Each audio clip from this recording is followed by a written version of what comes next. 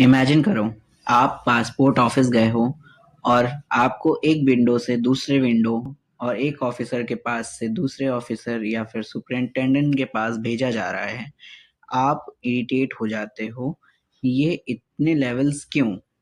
पर सच ये है कि हायरार्की नाम का ये सिस्टम जो गवर्नमेंट को कोलैप्स होने से बचाता है, उसको हम आज डिकोड करेंगे कि कैसे ये हिडन बैकबोन के तरह इंडियन एडमिनिस्ट्रेशन को संभाले रखे हैं। हायरार्की सुनते ही बोरिंग सा कॉन्सेप्ट लगता है ना? लेकिन जब हम बात करते हैं हायरार्की की, तो एक्चुअल में ये जो हायरार्की है ना, एक लिविंग ब्रीदिंग सिस्टम है, जिसके बारे में फ्योल, वेबर, गुल्लिक, उर्विक सब ने एडमिनिस्ट्रेशन के स्ट्रक्चर की लाइफ के रूप में इसको देखा है। ठीक है। अब जब हम बात करते हैं व्हाट इज हायरार्की, तो हायरार्की के बारे में जब हम देखते हैं तो इसका सिंपल मतलब है कि higher level controls the lower level and communication flow step by step. ठीक है। और हायरार्की जो शब्द है ना, वो ग्रीक वर्ड हायरार्किया से आया है। ठीक है, ग्रीक वर्ड हायरार्किया से आया है। ग्रीक वर्ड हायरार्किया से आया है, जिसका लिटरल मीनिंग जो होता है, तो वो होता है कि rule of the higher priest. Rule of the higher priest administration में इसका मतलब है ऑर्गेनाइजेशन जो है वो पिरामिड का शेप होता है हायरार्की। ठीक है, पिरामिड शेप का होता है, उसमें लेवल्स होते हैं। लेवल्स होते हैं इसमें, पिरामिड शेप का होता है, जिसमें बहुत सारे लेवल्स होते हैं। Top leadership, middle management, then उसके बाद शॉप फ्लोर लेवल या फिर एम्प्लॉयज, है ना? तो इस लेवल में क्या होता है कि जहाँ जहाँ अथॉरिटीज और रिस्पॉन्सिबिलिटीज जो होती हैं ना, इन सब में ग्रेडेड लेवल के अकॉर्डिंग डिवाइड होती हैं। ग्रेडेड स्ट्रक्चर के अकॉर्डिंग अथॉरिटी और रिस्पॉन्सिबिलिटी डिवाइड होती हैं, पहली बात। देन उसके बाद क्या है कि ये क्लियर चेन ऑफ कमांड होती है। क्लियर चेन ऑफ कमांड होती है कि टॉप टू डाउन जाना है, टॉप टू बॉटम जाएगी। ए मान लेते हैं इसको, इस लेवल को, इसको बी, इसको सी और इसको डी। तो हम देखते हैं कि ए से लेकर के डी तक पूरा एक एक करके स्टेप बाय स्टेप फ्लो करता है कम्युनिकेशन और ऑर्डर्स। ठीक है। इसमें क्या रहता है कि रिपोर्ट की जब बात करते हैं तो हम डी से लेकर के सी, सी से फिर बी, बी से ए की ओर ये रिपोर्टिंग होती है। ठीक है। और पिरामिड आकार का होता है ये, टॉप टू बॉटम इसमें ऑर्डर्स फ्लो करते हैं और कंट्रोल फ्लो करता है। ठीक है। ये रहा आपका हायरार्की का लेटरल मीनिंग। अब नेक्स्ट स्लाइड में जब हम आते हैं तो उसमें देखते हैं कि थिंकर्स ने क्या बोला है हायरार्की के लिए। हायरार्की के लिए थिंकर्स क्या कहते हैं, तो जब हम देखते हैं मैक्स वेबर जी को, मैक्स वेबर जी बोलते हैं ये ब्यूरोक्रेटिक मॉडल उन्होंने दिया है, उसके लिए ही जाने जाते हैं। उसमें हायरार्की एसेंशियल है, उसका इंटीग्रल पार्ट है हायरार्की। ठीक है। फ्योल क्या बोलते हैं, स्केलर चेन की बात करते हैं। ठीक है, आगे मैं समझाऊंगा इसको, बस केवल अभी देख लीजिए कि किन थिंकर्स ने इसके बारे में बात करी है। मोने एंड रीले क्या बोलते हैं कि ये मोने एंड रीले बोलते हैं कि ये एक स्केलर प्रोसेस है, स्केलर प्रोसेस है। उर्विक, गुल्लिक और रीले ने इसको यूनिवर्सल प्रिंसिपल कहा है। ठीक है। और मोने ने तो यहाँ तक कि कहा है कि हायरार्की जो है वो यूनिवर्सल फिनोमिना है। अब मोने इस बात को क्यों कहते हैं कि ये यूनिवर्सल फिनोमिना है, क्योंकि हायरार्की मोने के अकॉर्डिंग जो हायरार्की है ना, वो ऐसी कंडीशंस में भी हो सकती है जिसमें ऑर्गेनाइजेशन में मिनिमम अगर दो बंदे भी हैं, दो लोग भी हैं ना, तो उनमें ए मान लेते हैं, ए है और एक बी है। तो अगर ये दोनों भी है ना, तो एक हायरार्की एग्जिस्ट करेगी। मान लीजिए ए बड़े लेवल पे होगा, सुपीरियर होगा या ऑर्डर देगा, बी उसको मानेगा, या फिर बी बड़े लेवल पे होगा और बी जो है वो ऑर्डर्स देगा ए को। ठीक है, इस तरीके से होगा। यानी हायरार्की मिनिमम जो आपका कैपेसिटी है ना एक ऑर्गेनाइजेशन की, उसमें मिनिमम दो लोगों में भी वो आपका प्रेजेंट होती है। ठीक है, इसलिए मोने ने क्या बोला हायरार्की को, मोने ने कहा है यूनिवर्सल फिनोमिना है ये। ठीक है। फ्यूल के जो 14 प्रिंसिपल्स हैं, उनमें से एक प्रिंसिपल है हमारे पास में स्केलर चेन का। स्केलर चेन का क्या मतलब है हम देख लेते हैं। स्केलर चेन का मतलब हायरार्की है। ठीक है, हायरार्की है a line of authority from top to bottom. Authority top to bottom होती है। Communication must follow this chain. ठीक है, कम्युनिकेशन भी इसी के थ्रू होगा, top to bottom. Classical thinker है ना, तो वो डाउन मतलब डाउन टू अप नहीं देख रहे हैं, वो टॉप टू बॉटम की ही बात कर रहे हैं, सेंट्रलाइजेशन की बात कर रहे हैं, ठीक। No level should be skipped.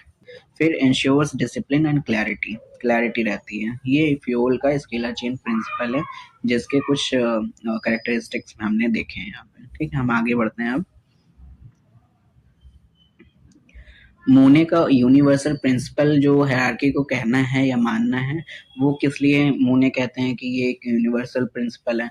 तो मोने एक्सप्लेन करते हैं कि स्केलर चेन प्रोसेस क्यों बोला है इसको, ठीक है। स्केलर प्रोसेस क्यों बोला है। स्केल, हायरार्की क्या है, एक स्केल है, एक लेडल है, ठीक है, एक सीढ़ी है जिसके थ्रू कम्युनिकेशन होता है। और इसमें क्या है, ऑर्डर्स इस तरीके से टॉप टू बॉटम आते हैं, रिपोर्टिंग है वो डाउन टू अप होता है, ठीक है, लेडल ऑफ रैंक है। अब एग्जिस्ट करता है ये कहाँ पे, जहाँ पे दो लोग भी होते हैं ना, उसमें भी सुपीरियर प्लस सबऑर्डिनेट होता है, ठीक है। चाहे आप कहीं पर भी देख लीजिए, ये होता है। कोऑर्डिनेशन को इफेक्टिव बनाता है। तीन एलिमेंट होते हैं, मेन तीन एलिमेंट होते हैं, leadership, delegation and functional definition. Modern scholars जो हैं उन्होंने हायरार्की का क्या मतलब निकाला है, ठीक है। ये बहुत इंपॉर्टेंट स्लाइड है, इसका आप स्क्रीनशॉट ले लीजिएगा, ठीक है। एलडी वाइट के अकॉर्डिंग ये जो है यूनिवर्सल एप्लीकेशन है। हायरार्की जो क्या है, universal application of superior subordinate relationship, ठीक है। ये आपको याद रखना है। सुपीरियर सबऑर्डिनेट रिलेशनशिप किसने बोला है, एल डी वाइट ने बोला है। मिलेट क्या बोलते हैं, efforts of many individual geared together, ठीक है। Effort of every individual, many individuals को मिला करके, सभी इंडिविजुअल्स को मिला करके जो एफर्ट किए गए उसको एक साथ लाने का एक प्रोसेस है, एक गियर करने का प्रोसेस है, ठीक है। ई एन ग्लैडन कहते हैं टॉप लेवल पे जो काम रुक जाता है ना जा करके, जो काम का जो भसड़ मच जाती है ना टॉप लेवल पे जा जाके, तो वो उसको बचाता है, प्रिवेंट करता है हायरार्की, ठीक है। ग्लैडन का ऐसा कहना है। रॉबिन्स क्या कहते हैं, चेन ऑफ कमांड बताते हैं। Chain of command is an unbroken line of authority, unbroken line of authority बताते हैं, कहीं पर भी टूटनी नहीं चाहिए, चेन ऑफ कमांड है ये। अब हम आ जाते हैं अपने प्रिंसिपल्स ऑफ हायरार्की, जो कि बहुत ही ज्यादा इंपॉर्टेंट है, बहुत ही ज्यादा इंपॉर्टेंट है प्रिंसिपल्स ऑफ हायरार्की। इसमें आपको याद रखना है कि तीन ही प्रिंसिपल हैं, केवल तीन ही प्रिंसिपल हैं। कौन कौन से, through proper channel, through proper channel, principle of through proper channel, ठीक है। जिसमें इसका मतलब है कि नो स्किपिंग ऑफ लेवल्स, कोई भी लेवल को स्किप नहीं करेगा, कोई भी लेवल को स्किप नहीं करना है, सभी लेवल्स पे बातचीत होनी चाहिए, कुछ ब्रेक नहीं होना चाहिए, ठीक है। अब ऑर्डर्स हमेशा प्रॉपर रूट से जाता है और डायरेक्ट जंप नहीं होता है। एग्जाम्पल यहाँ पे हम देख सकते हैं, जो डीएम है, डीएम का ऑर्डर जो है वो जाएगा एसडीएम को, एसडीएम का ऑर्डर जाएगा तहसीलदार को, तहसीलदार का जो ऑर्डर है वो कानूनगो को जाएगा, फिर लेखपाल को।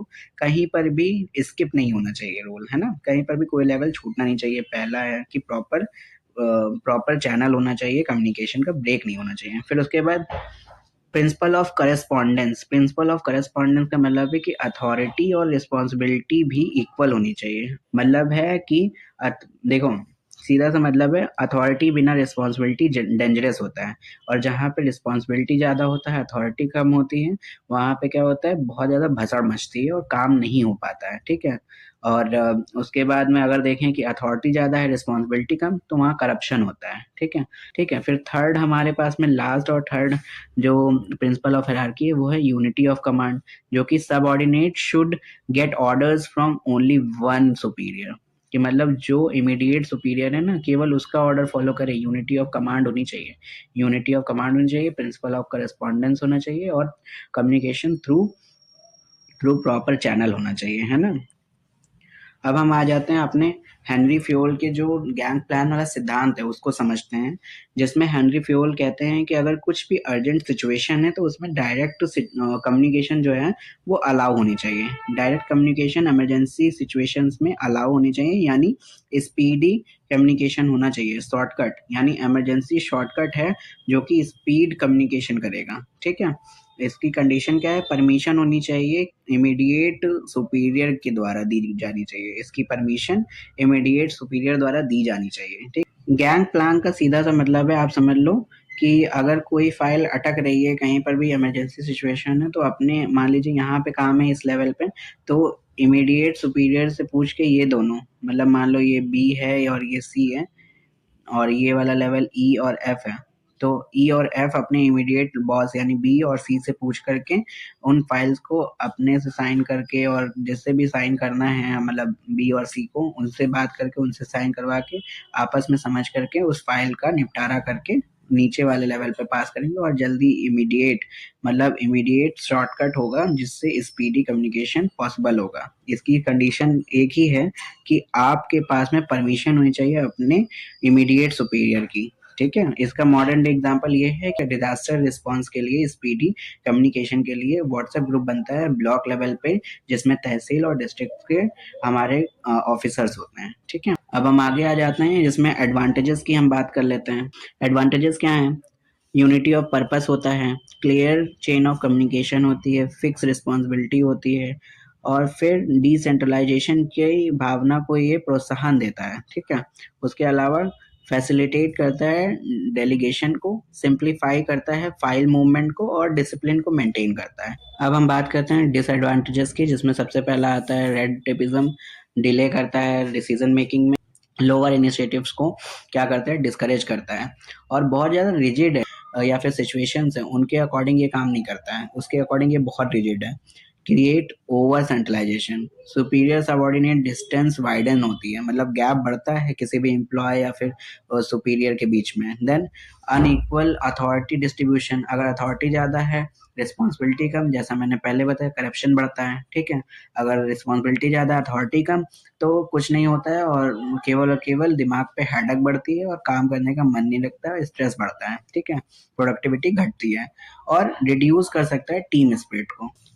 अब इसमें हम एग्जाम्पल की अगर बात करें, एग्जाम्पल को देखना हो तो हम एक सिंपल फाइल होती है, अगर रोड कंस्ट्रक्शन की एक फाइल है, वो 6 से 8 लेवल्स ऑफ अप्रूवल लगते हैं, उसको टाइम लैग करता है, उसमें बहुत ज़्यादा टाइम डिले होता है। ठीक है, और सेकंड एआरसी का डेटा बोलता है कि ओवर हायरार्किकल जो स्ट्रक्चर होते हैं वो स्लो डाउन करते हैं सर्विस डिलीवरी को। अब हम देख लेते हैं पॉल एप्पलबाय, जो कि हमारे father of Indian public administration कहे जाते हैं, पॉल एप्पलबाय। उनका व्यू क्या है हायरार्की को लेकर के? उनका व्यू यही है कि hierarchy is the means by which resources are apportioned, personnel selected, assigned, operations activated, reviewed and modified. 3 जगह पे ये बात करते हैं। 3 जगह कौन-कौन सी? रिसोर्स, पर्सोनल और ऑपरेशंस। 3 चीज़ें बात करते हैं। ठीक है, ये भी इम्पोर्टेंट है। ये 9th थिंकर हैं आज के। देख रहे हैं ये कितना इम्पोर्टेंट है हायरार्की का प्रिंसिपल, इसको ज़रूर देखिएगा। ठीक है, अब मॉडर्न डे क्रिटिसिज्म में अगर हम आ जाएँ, तो इसमें हम देखते हैं कि क्या चीज़ है, ये टू रिजिड है, too rigid for digital organizations, works poorly in network based governance. Network based governance का मतलब एक डिपार्टमेंट दूसरे डिपार्टमेंट्स की हेल्प लेगा, एक मिनिस्ट्री दूसरे मिनिस्ट्री की हेल्प लेगी, है ना, तभी जाके बात बन पाएगी, न तो आइसोलेशन में काम नहीं होता आज की डेट में। ठीक है, बहुत कॉम्प्लेक्स हो गया आज का system. Needs flexibility, not rigid top down approach, है ना, टॉप डाउन अप्रोच अब नहीं चलती है, अब सबको कंसल्ट करना पड़ता है, सबको कोऑर्डिनेशन के साथ में, डेलीगेशन के साथ में काम करना पड़ता है, तो सबकी मंजूरी, सबकी रजामंदी होनी चाहिए। ठीक है, ऐसा नहीं है कि केवल ऊपर से ऑर्डर लेके कमरे में बैठ के आपने ऑर्डर पास कर दिया, नहीं होगा, वो काम नहीं कर पाएगा। ठीक है, still vital for police, defence and administration, क्योंकि यहाँ पे आपको डिसिप्लिन चाहिए, क्लैरिटी चाहिए। ठीक है, यहाँ पे आपको डिसिप्लिन और क्लैरिटी चाहिए, इस वजह से आपको पुलिस, डिफेंस और एडमिनिस्ट्रेशन में हायरार्की का इंपॉर्टेंस साफ साफ दिखता है आज की डेट में। अब हम अपने कंक्लूजन पे आ जाते हैं। हायरार्की बोरिंग तो बिल्कुल नहीं है, आपको समझ में आ गया होगा। हायरार्की बोरिंग नहीं है, बल्कि ये इंडिया के गवर्नेंस को चलाने वाला एक साइलेंट इंजन है, साइलेंट इंजन है गवर्नेंस को चलाने के लिए। अब हम कंक्लूजन एक ड्रॉ करते हैं कि हायरार्की का मतलब क्या है। हायरार्की का मतलब order plus authority plus responsibility, order plus authority, order plus authority plus responsibility, order plus authority plus responsibility is still relevant but needs flexibility, need but needs flexibility and innovation. Flexibility और innovation चाहिए इसको, ठीक है। अब ये conclusion हमारा and होता है। Thank you for watching, thank you for watching. But मैं एक कमेंट में आपके लिए क्वेश्चन छोड़ के जा रहा हूँ। According to Fayol hierarchy is known as a. Option a क्या है? Scalar chain.